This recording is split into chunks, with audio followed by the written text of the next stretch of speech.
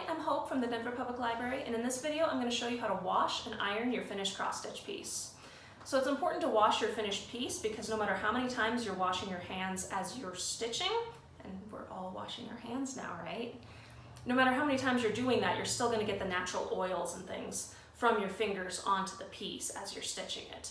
And you don't want to have something that you've spent hours of your time on potentially degrade over time because you never washed those oils out.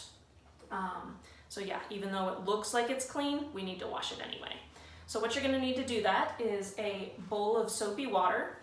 To do this, you can use a very gentle detergent. Some people like to use a Woolite or a lingerie type detergent. I just use a little bit of OxyClean because that's what I have. You don't need very much, just a little bit to make it sudsy, and enough water to submerge your piece fully.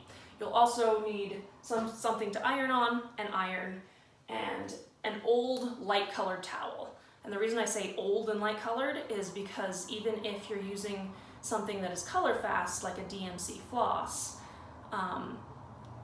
your floss might not leak dye over, but if you're using a newer, darker towel, that might leak color onto your piece. And again, you don't want that either.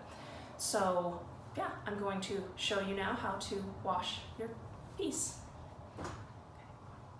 Okay, so we've got our finished cross-stitch piece. We've got our bowl of soapy water. It only needs to be lukewarm, and we'll just pop that in like that. And you don't need to scrub it or agitate it too much. You can just kind of swish it around in there like that. And if you happen to have any little parts that have dirt on them, you can just kind of gently do that sort of a thing. But you don't want to agitate it too much because you don't want to ruin your stitches.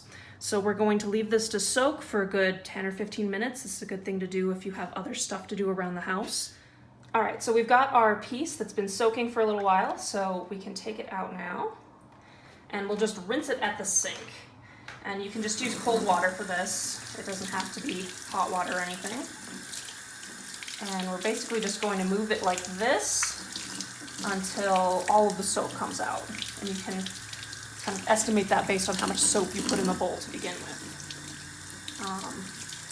Just kind of rinse it as thoroughly as you can stand to rinse it.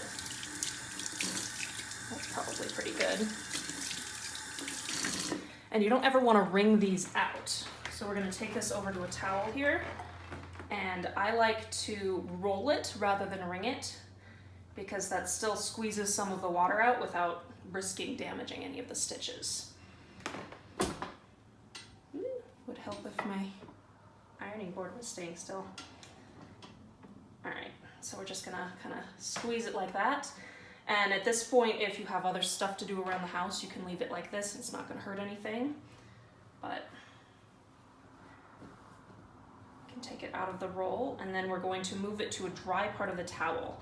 But we're going to move it so that the top front part of your stitches is actually going to be down on the towel, because we want to make sure that, especially if you like a nice thick stitch, that it stays nice and thick and bumpy looking.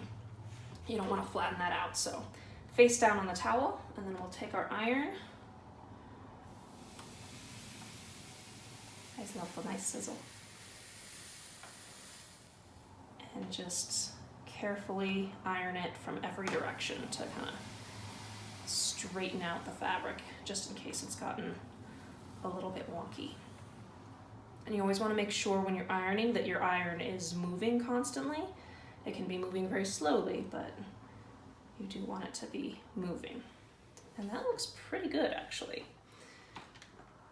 So we're going to leave this here to finish drying, and then once it's dry, we can potentially come back to the iron a couple more times.